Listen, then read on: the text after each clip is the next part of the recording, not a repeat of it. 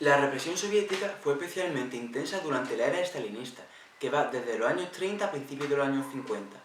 Se perseguían a todo tipo de personas, ya sea opositores, intelectuales, civiles, minorías étnicas, y esta persecución fue causada por los distintos motivos. Stalin, que era el jefe superior de la Unión Soviética, era una persona extremadamente autoritaria y desconfiada, por lo que, por ejemplo, cuando un pueblo o comarca no cumplía las expectativas de producción agrícola o industrial, Stalin pensaba que estas personas le estaban robando para quedarse las materias primas y las castigaba con gran dureza. Además, Stalin veía traidores por todos lados, ya sea en el gobierno, ejército, en la propia población civil, y esta época fue conocida como la Gran Purga, donde millones de personas fueron encarceladas y ejecutadas.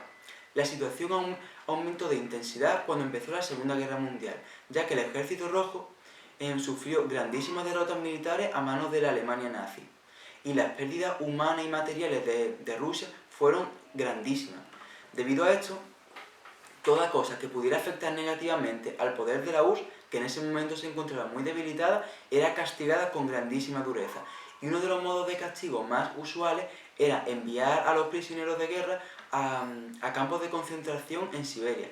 Estos eran los llamados gulags.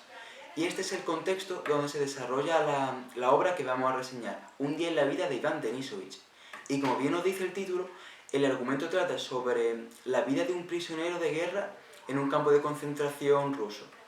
Nuestro protagonista es Iván Denisovich, que permanece preso en un gulag por haber sido acusado de espía. Pero esta acusación es totalmente falsa, porque cuando su división fue encarcelada por los nazis, él consiguió escapar del campo de concentración, y cuando le explicó su historia a sus superiores, estos no le creyeron y le acusaron de ser un espía. Y por eso lo encarcelaron durante 10 años en el campo de concentración. La novela nos muestra cómo era la vida en este lugar, y es francamente horrible, porque por un lado todos los días tenían que levantarse a alta hora de la madrugada para hacer trabajo espantoso. Por ejemplo, construir barracones para nuevos prisioneros, realizar locales de ocio para personas que no eran ellos, es decir, para gente del lugar, para sus superiores, y todo esto sin ninguna maquinaria, solo con la fuerza de sus brazos y escasas herramientas rudimentarias. También todos estos trabajos eran acompañados con gran peligrosidad, ya que durante estos empleos tenían que subirse a altos andamios, las escaleras estaban muy resbalosas por el hielo, porque hay que recordar que la mayoría de los campos de concentración estaban en Siberia, y en este lugar en invierno se podían alcanzar perfectamente los 40 grados bajo cero, así que todo estaba cubierto por nieve e hielo.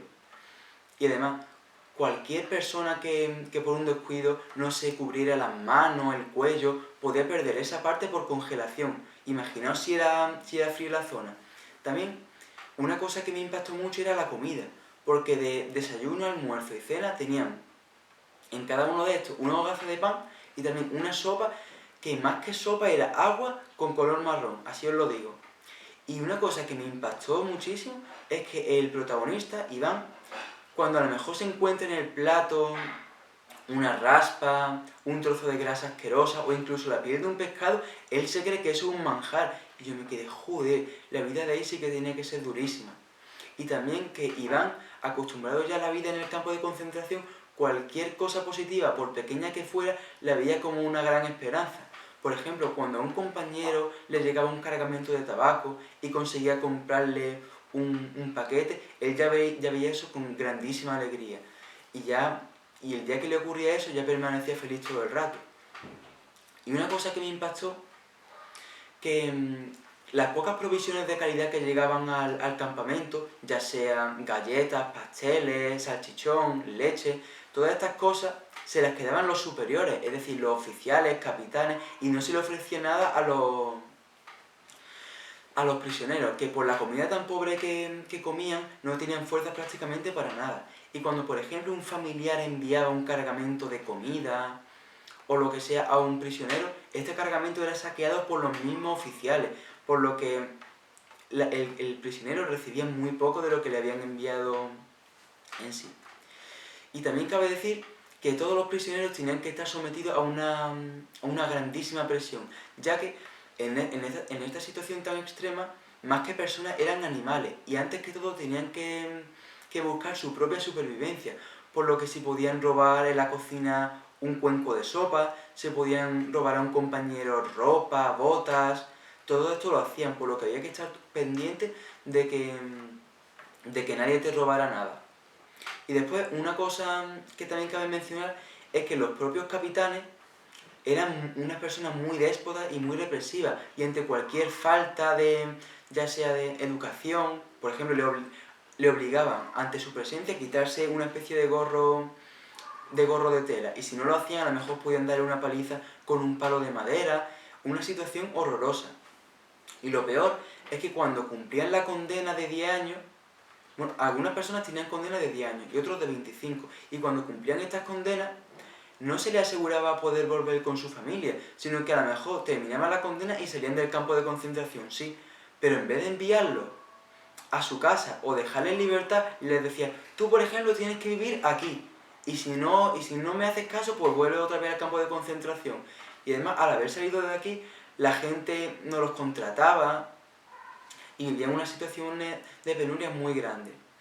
Y esta es la novela. A mí la verdad que me ha gustado muchísimo, porque por un lado es bastante corta y es muy fluida de leer. Está escrita con un lenguaje nada confuso.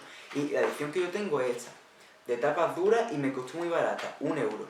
Con eso lo digo todo. Y la verdad es que es bastante antigua, es de los años 80. Una curiosidad que tengo que decir es que el autor de la obra, Alexander Solzhenitsyn, fue cuando era joven un prisionero en un campo de concentración ruso. Y le pasó que cuando estaba el Ejército Rojo invadiendo Alemania, él era miembro del Ejército Rojo.